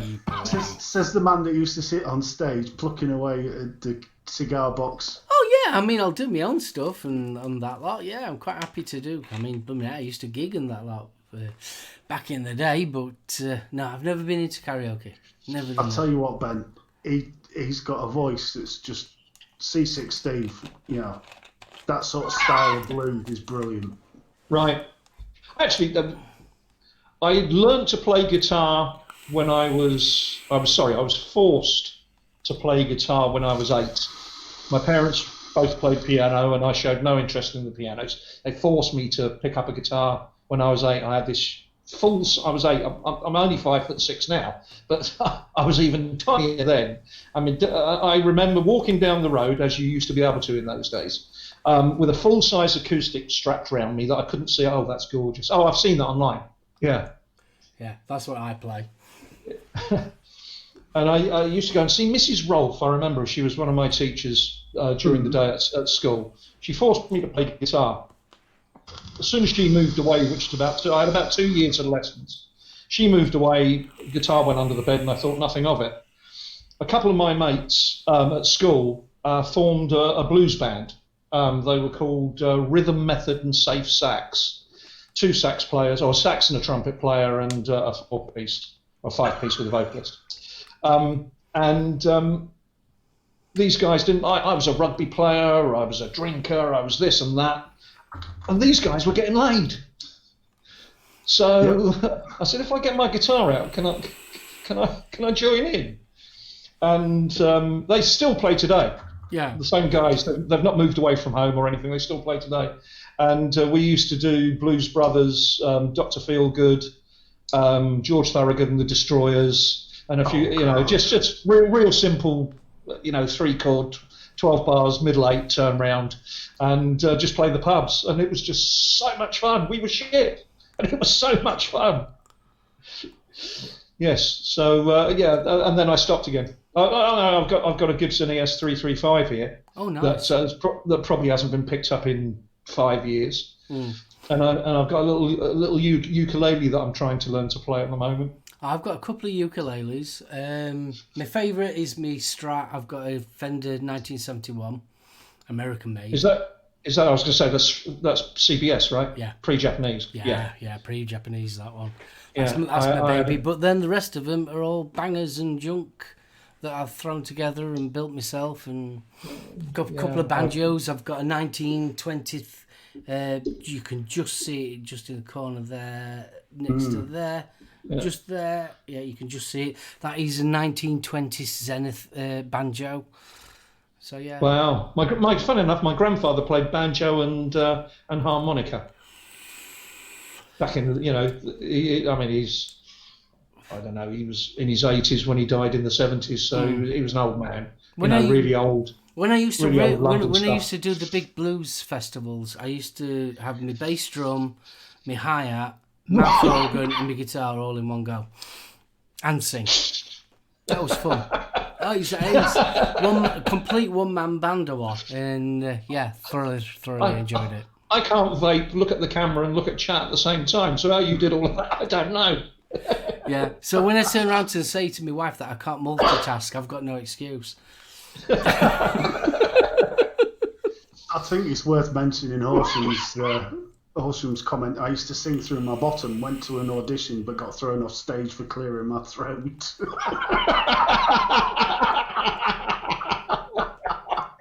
Good lad. I love the way you put sorry BFG, big sick sense of humour. Me too. I don't know where this rumour got started that I'm the one that doesn't swear and do stuff.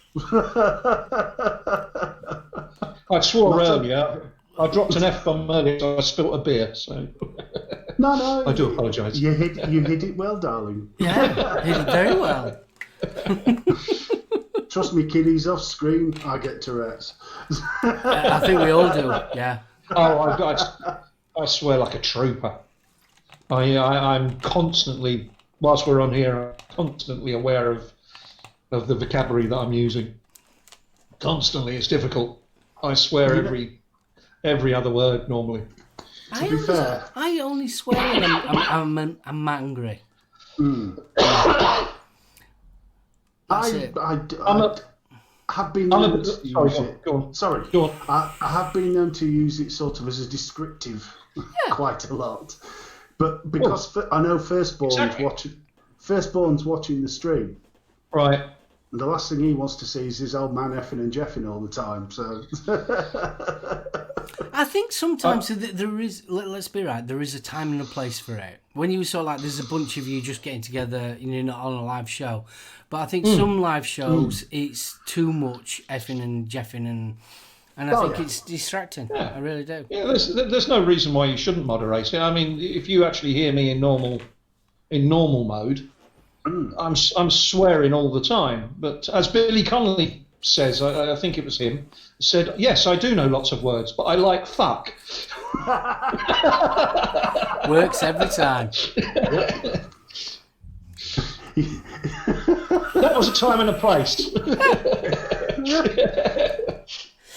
Yeah. Well, we're coming up to the 2-hour mark. We certainly are. So are we going to wrap it up for this week? Because we are. I just want to say a huge thank you to Ben for joining us again. It's been an absolute giggle. It's gone so quick, hasn't it? It's worrying how easy it is to bounce around off the three of us.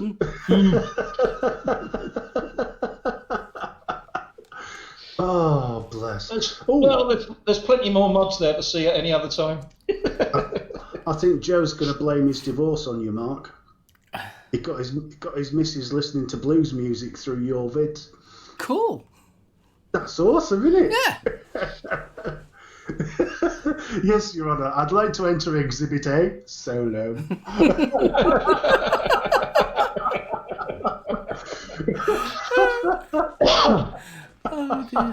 Oh, bless. So, yeah, Ben, thank you so much for joining us, mate. And I appreciate it. Thank you. Jesus Christ. What? Highlight of my week. I love it. Oh, it's been bless brilliant. you, dude. Oh, bless you. Well, I know we've had the little Mr. Benz this afternoon, but, you know, it's the way of YouTube, isn't it? Every now and again, the internet decides to go soddy. Oh, yeah. So, can I say a massive thank you to Mark? As always, my co-host, my partner in crime. Small in stature, cute, but large of heart. Oh, yes. That's the best way of describing him. Diminutive but perfectly formed. I think his good lady would say so. And I've got a huge willy.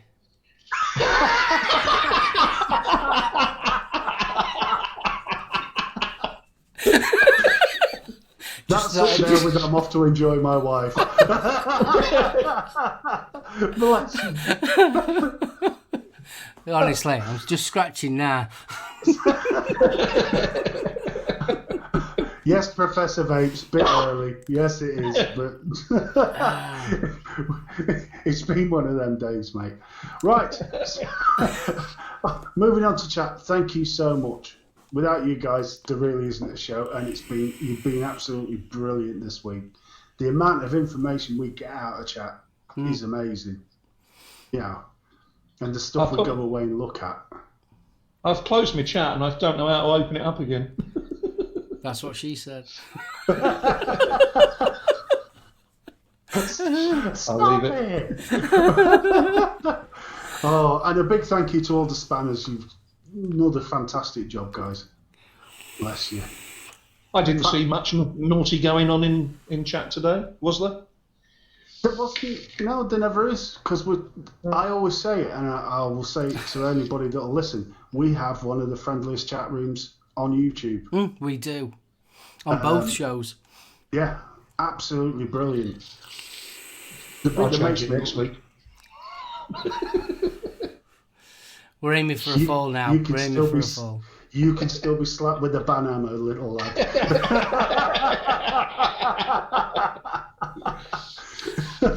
Bless you. Right, so over to Mark. Over to me. Well, we'll give it Ben. I'll let Ben say his goodbyes before I say mine. Yes, indeed. Go on then, Ben. Say your goodbyes. Bye. Thanks for the opportunity. It's just one of the oiks from chat gets to come on here. It's brilliant. Somebody else should try it. It's brilliant fun. Thanks for the opportunity. It's brilliant. I just love this. And obviously thanks to chat and them putting up with me, for Christ's sake. Well, I think whoever follows you has got a challenge now because they're going to have to make the cornflake tin down camera. I'm going to have to try and make one of them. But has your son got a webcam you can nick off of him? You'd be surprised. Yeah.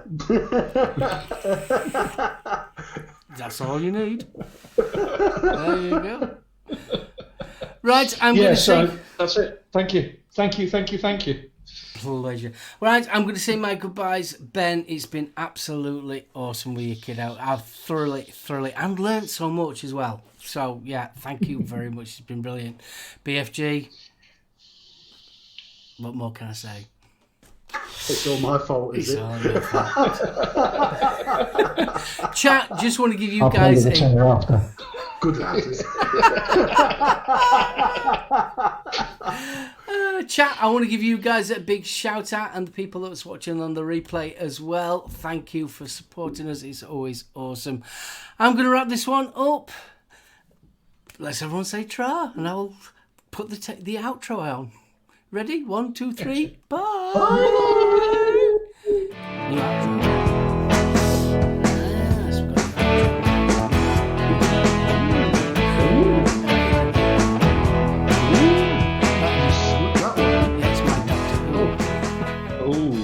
Like that. I wanted to have dun dun dun dun dun dun dun dun dun, but yeah, I might get done for that. Oh, I like that. I can't hear it. Oh, because we're not broadcasting it. I can put